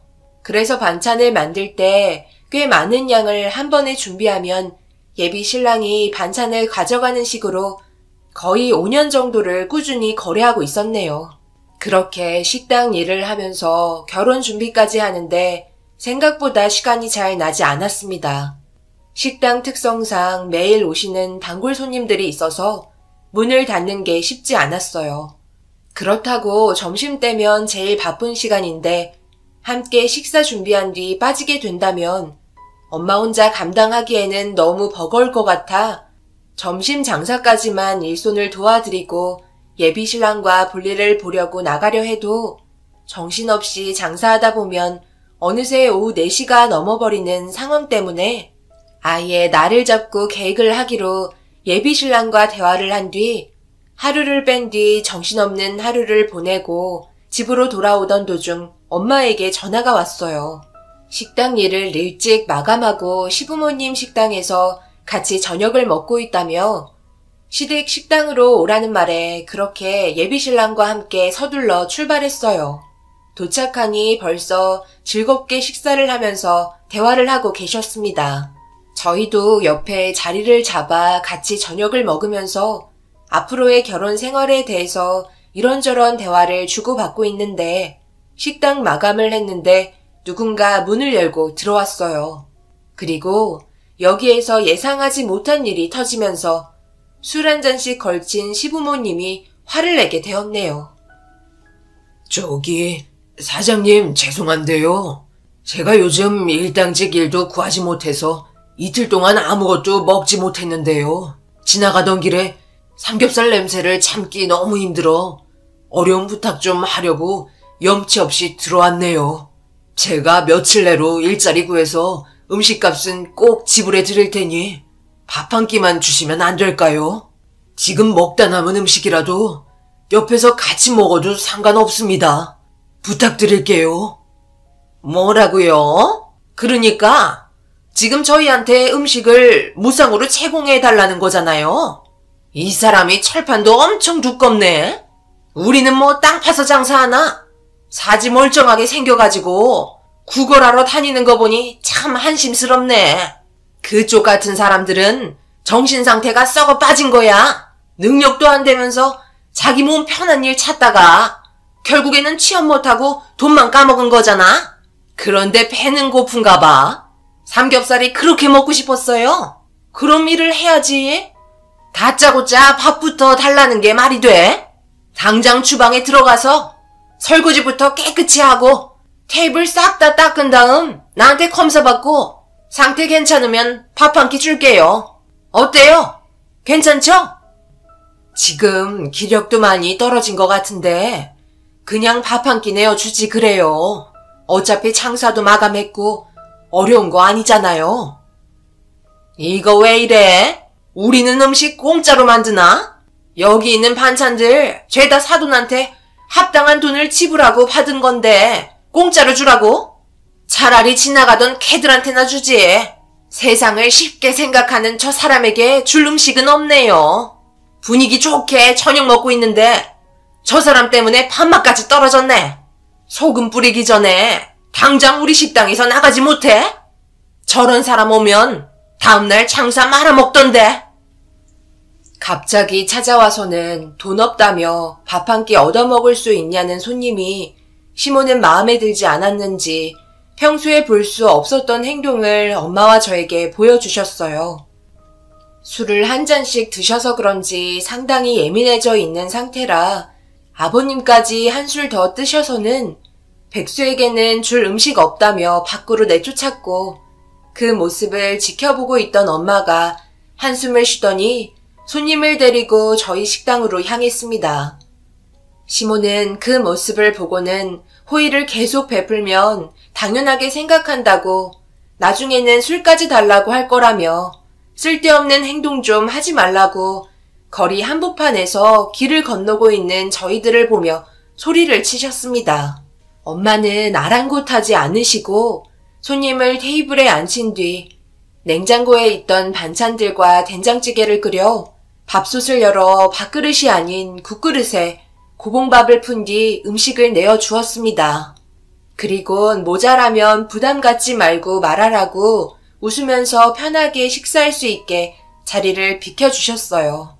식당 안에 잠시 쉴 수 있는 단칸방으로 들어간 저희는 TV를 보고 있었어요. 그런데 엄마가 작은 소리로 저에게 한마디 하셨습니다. 연희야, 엄마가 항상 뭐라고 그랬지? 돈을 달라는 사람은 거절을 해도 밥 달라는 사람은 꼭 대접해 주라고 얘기했지? 밥 한 끼 주는 거 어려운 거 아니다. 그리고 우리가 베푼 만큼 나중에 예상하지 못한 힘든 상황이 생겼을 때 누군가가 도움을 줄 수도 있는 거야. 그러니 엄마가 한 말 꼭 명심하길 바란다. 사람은 각자 말하지 못할 사연은 하나씩 가지고 있잖아. 얼마나 힘들었겠니? 이틀 동안 밥 한 끼 안 먹었으니 자기도 모르게 식당 문을 열게 된 거야. 저 사람은 밥 한 끼 달라는 말을 꺼내기까지 얼마나 힘들었겠니?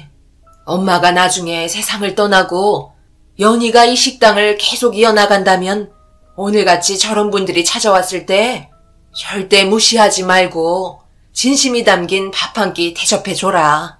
원래 받은 사람보다 주는 사람이 더 행복한 거야.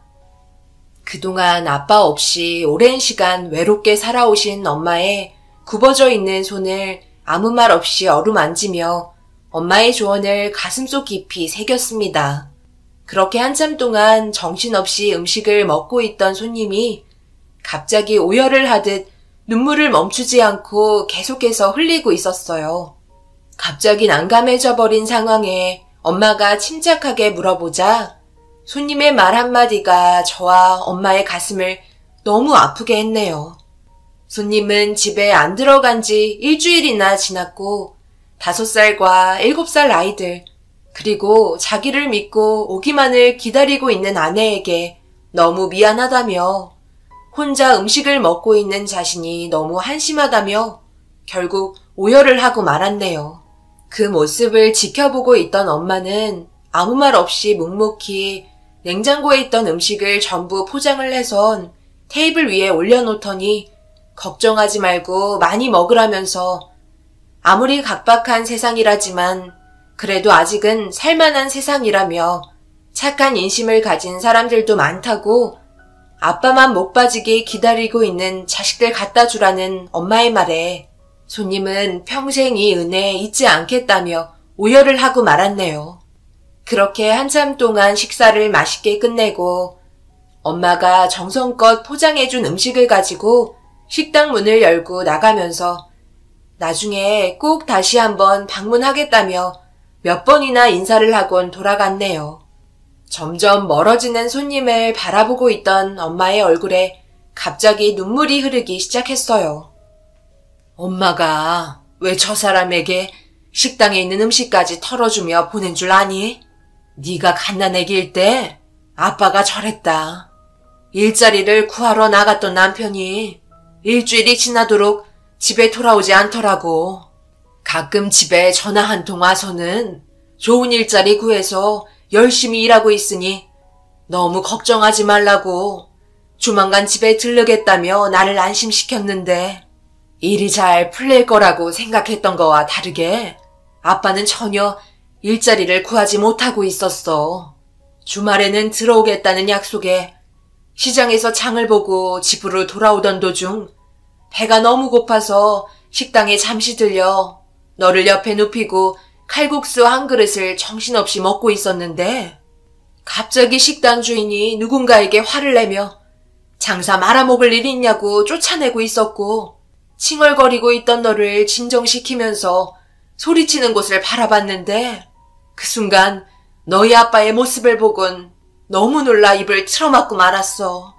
씻지도 못했는지 온몸이 더러워진 상태로 밥 한 끼 제대로 먹지 못했는지 삐쩍 말라버린 상태의 모습은 내 눈에서 눈물을 흘리게 하고 말았지. 그때 너희 아빠 가슴을 치며 화를 내고 말았어. 집에 들어오면 되지 왜 집 주변에서 맴돌기만 했냐고. 너희 아빠는 너와 내 얼굴을 차마 볼 수 없었다며 일자리를 구하지 못해 미안하다며 눈물을 흘렸지. 엄마와 아빠에게도 말하지 못했던 어려운 일들이 있었어. 그래도 아빠가 좋은 일자리에 취직하면서 모은 돈으로 지금의 식당을 차릴 수 있었지.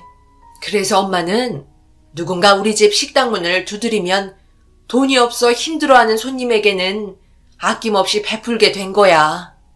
그리고 지금까지 주말마다 어려운 사람들에게 찾아가 무료로 식사를 제공해주고 있는 거고 내가 좀 덜 벌고 덜 먹으면 어때? 나로 인해 모두가 행복해지고 삶의 희망을 가질 수 있다면 엄마는 그걸로 만족한다. 이런 일을 하면 너희 아빠가 언제나 우리 옆에서 지켜주고 있는 것 같거든. 그러니 우리 딸도 도와줘야 할 사람들이 만약 있다면 도움의 손길이 작아도 지나치지 말거라. 엄마는 멀리 사라져버린 손님을 보며 세상과 작별한 아빠를 그리워하고 계셨고 그런 과거의 기억 때문인지 주말만 되면 단 한 번도 거른 적 없이 새벽부터 어려운 사람들에게 따뜻한 밥 한 끼 제공해 주려고 음식을 준비하셔서 매주 역을 돌며 무료로 식사를 제공해 주셨네요. 지금의 세상은 자기 살기 바쁠 정도로 삭막하기만 한데 엄마의 작은 행동 하나로 웃음과 행복을 줄 수 있는 모습에 정말 많은 걸 보고 배울 수 있었습니다.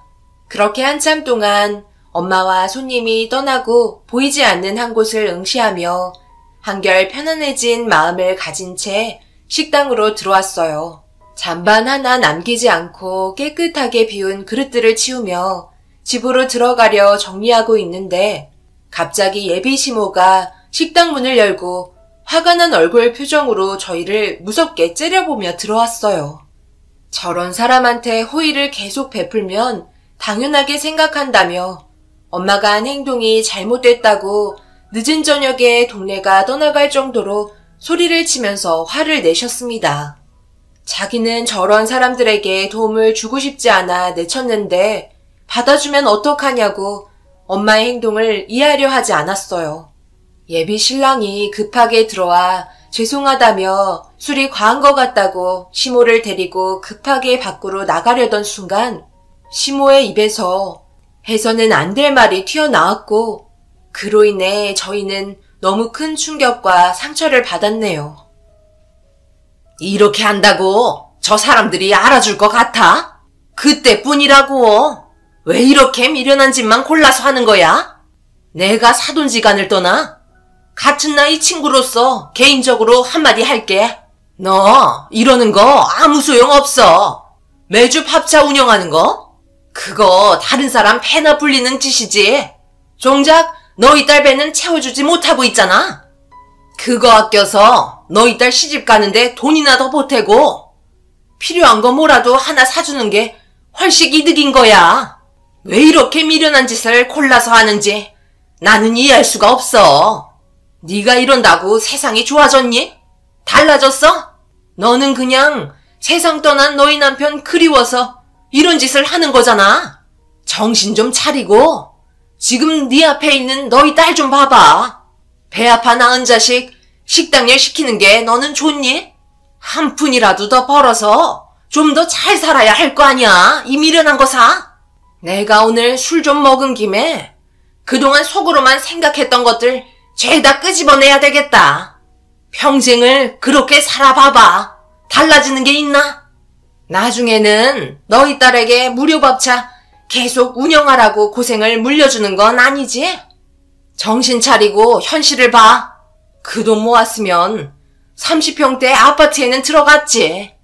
아직도 둘이서 작은 집에서 살고 있겠니? 그동안 정이 있어서 이 결혼 마음에 들지 않아도 서로 좋다길래 눈 딱 감고 결혼시킨 거지. 솔직히 너희같이 보잘것없는 집안에 누가 자기 자식 보내겠어? 고생길이 훤한데. 그나마 같이 식당 운영하고 있는 입장이라 이 정도에서 끝난 건 줄 알아. 시모의 말은 점점 더 격해졌고 예비 신랑은 시모의 말에 난처했는지 그만 좀 하라며 화를 내곤 힘겹게 데리고 나중에 전화한다며 들어갔습니다.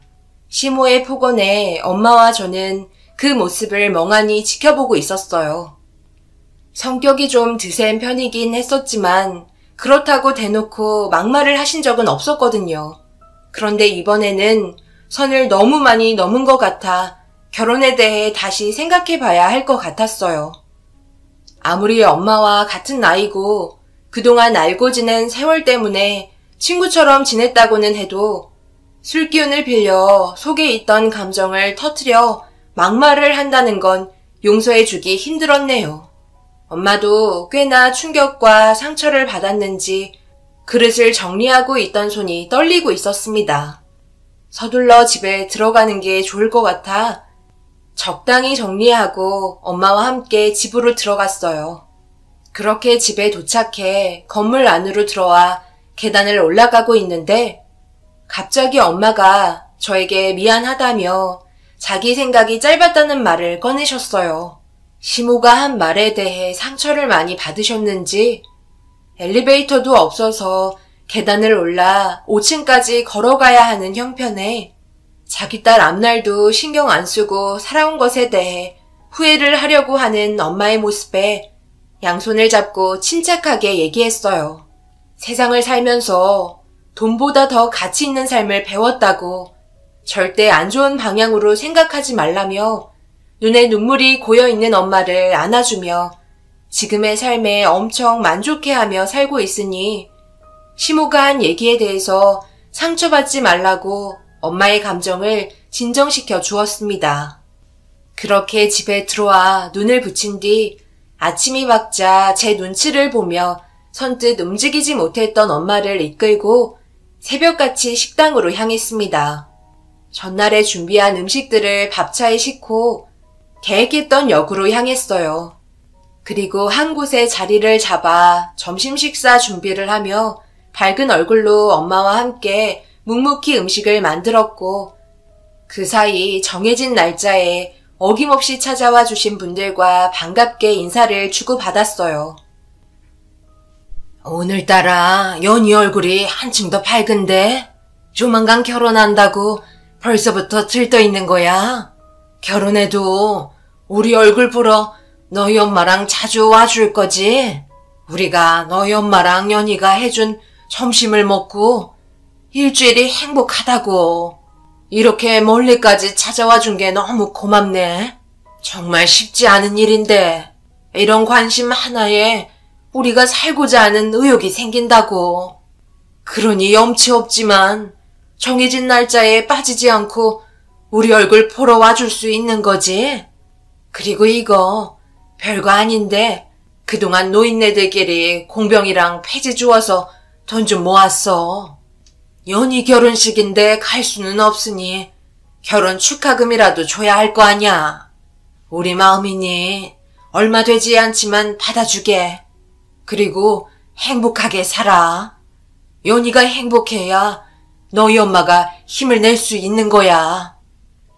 노인분께서 저에게 꼬불꼬불한 작은 글씨로 자신들의 이름을 적은 얼룩덜룩한 흰 봉투 하나를 건네주었고 그 안에는 많은 분들의 마음이 들어 있었습니다. 건네받은 봉투를 들고 엄마를 바라보자 그 마음 거절하지 말라며 넣어두라고 얘기하셨고 들고 있던 돈 봉투를 보곤 결국 그 자리에서 하염없이 눈물을 흘리고 말았습니다. 저희에게 진심으로 고마워하고 있다는 걸 느낄 수 있었고 저를 바라보면서 웃고 있는 노인분들의 따뜻한 마음에 알 수 없는 묘한 감정은 제 마음을 쉽게 진정시키지 못했고 많은 분들에게 결혼식을 축하받았습니다. 정말 아직은 살만한 세상이라는 걸 확실하게 느낄 수 있는 시간이었어요. 엄마는 노인분들께 청첩장을 건네주면서 오실 수 있는 분들은 결혼 축하도 해주고 식사도 하시라며 많은 분들을 초대했습니다. 그렇게 좋은 분위기 속에 모든 배식이 아무런 사고 없이 무사히 끝이 나고 많은 분들의 사랑을 배불리 먹고 온 엄마와 저는 집으로 돌아오는 길이 너무나 행복했었습니다. 그런데 식당 앞에 밥차를 주차하고 정리하고 있는데 길 건너편의 시모가 저희를 발견하고 쭈뼛거리며 천천히 걸어오셨어요. 아무래도 전날에 있었던 일들 때문에 미안해하는 것 같았습니다. 연희야, 너희 엄마 화 많이 났니? 내가 어제 술이 너무 과했나 봐. 무슨 말을 했는지 도저히 기억이 나지 않네.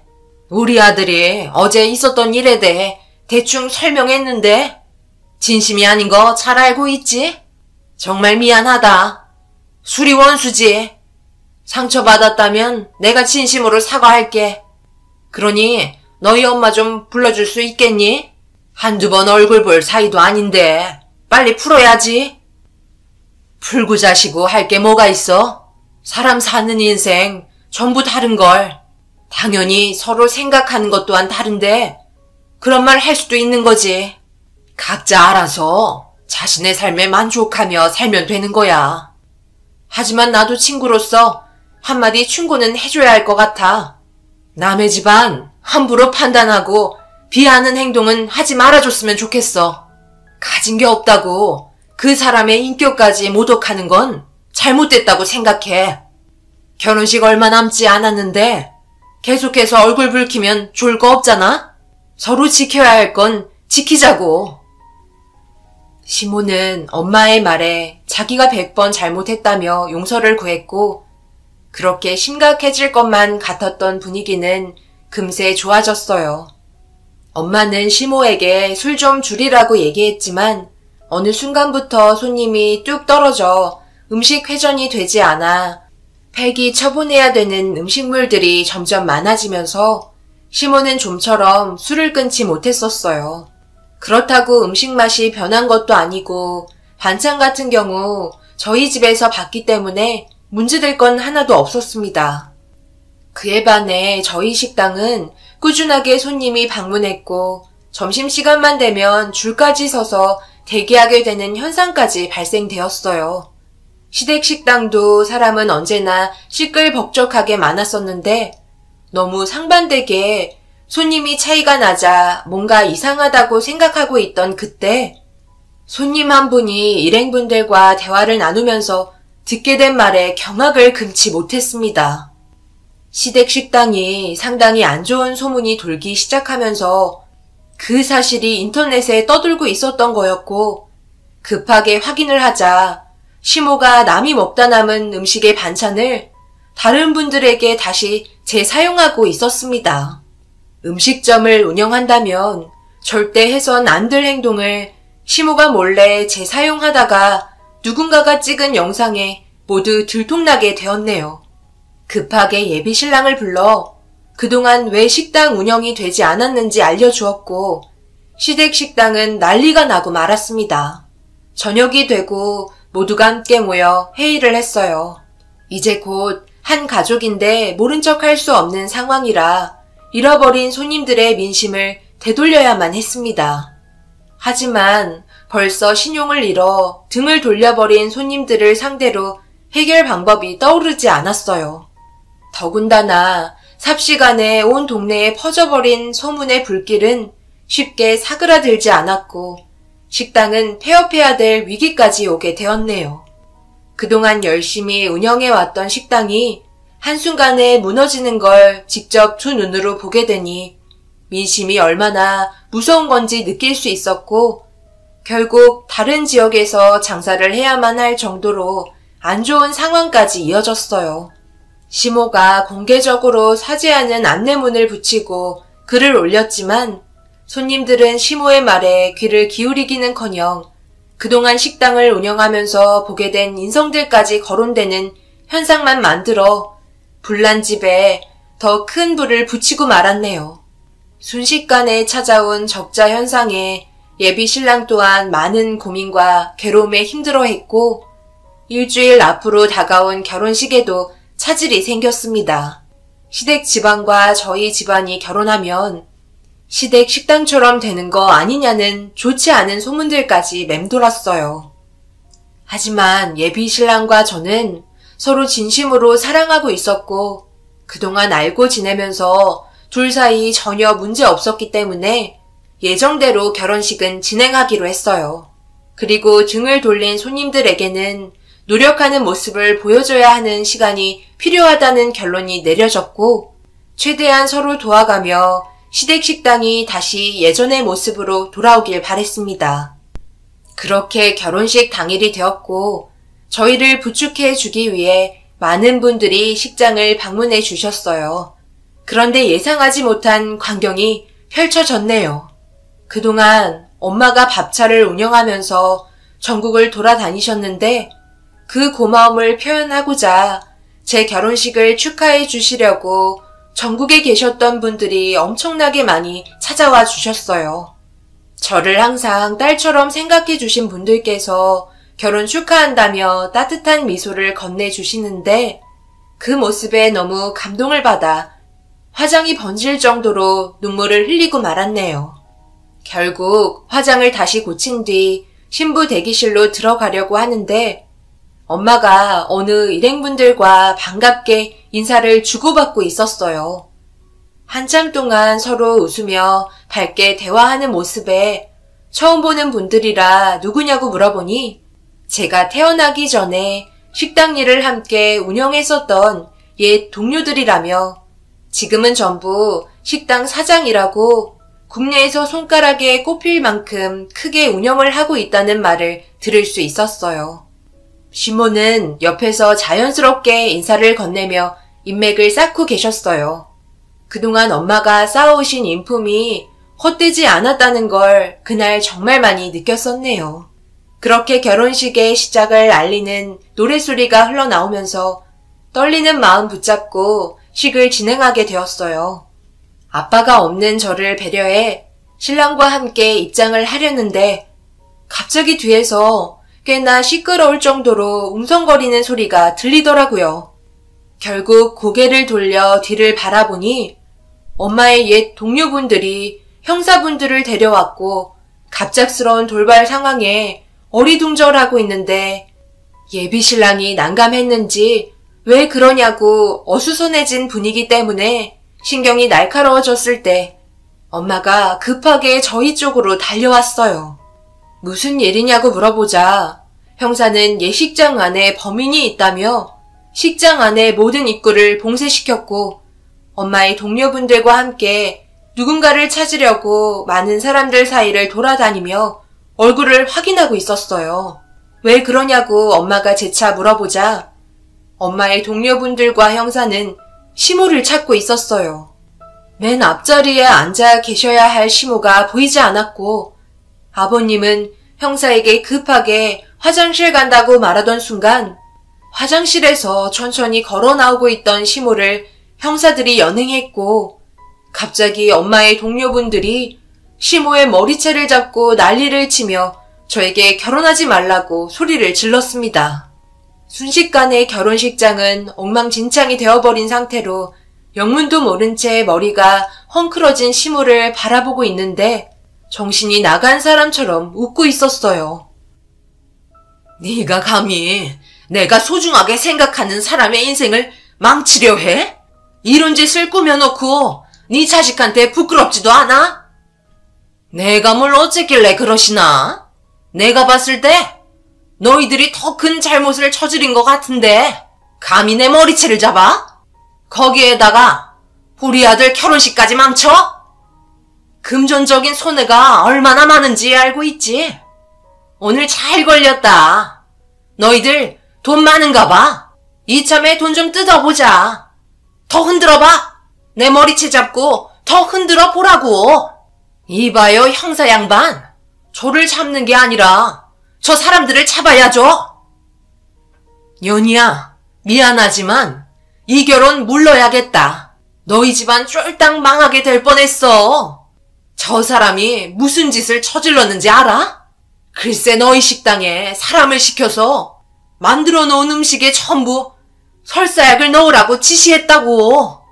지금쯤 너희 식당 음식 전부 약품 처리되었을 거야.